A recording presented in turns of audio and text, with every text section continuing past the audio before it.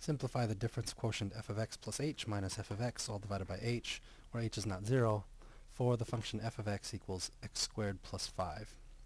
Well, we start with the difference quotient f of x plus h minus f of x divided by h, and we'll insert the known value of f now, the specific function that we're supposed to compute the difference quotient for.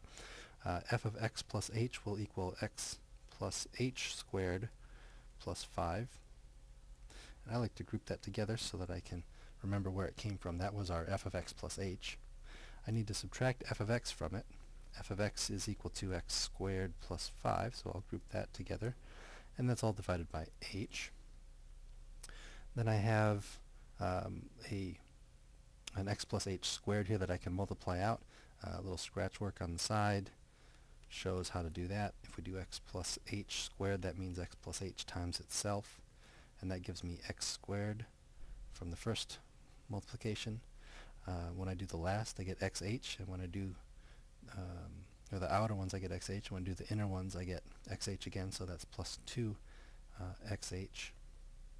And when I do the final terms, the last terms, I get plus h squared. So multiplying out just the x plus h squared gives me x squared plus 2xh plus h squared. I still have the plus 5 from before, and I'm going to keep this grouped for now so we can see where things are coming from. I want to subtract from that x squared plus 5 and divide by h. Well, now I don't need those grouping symbols. In fact, I need to simplify my numerator, so I'm going to start taking care of those. I don't need the brackets here at all. So I'm going to remove them. That's x squared plus 2xh plus h squared plus 5. I need to subtract x squared, and be careful here, easy place to make a mistake. Need to subtract 5, not add 5. This distributing the negative sign through produces a minus x squared and a minus 5 all over h. The difference quotient at this point should lead to a lot of cancellation. We can cancel the x squared minus x squared because that's equal to 0.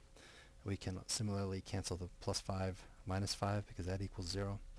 And what should be left is a bunch of terms that only have, or that all have h's in them, so that, as should be the plan for any difference quotient, that denominator will cancel out.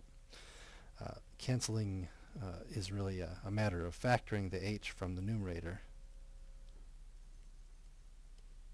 because cancellation is actually just division in this sense. So we're taking the h divided by h, that's equal to 1, and which leaves us with 2x plus h.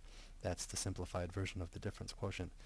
We should add the restriction that h is not 0, because that was a restriction at the beginning of the problem that should really be carried through to the end. If that weren't the case, if we hadn't included that, then we would have a problem of division by 0 not being defined here, so that h cannot be 0 on the left-hand side of the equation, but h can be 0 on the right-hand side, and that's a bit improper, so we should specify that h is not equal to 0 explicitly to continue to eliminate that from the domain of the function.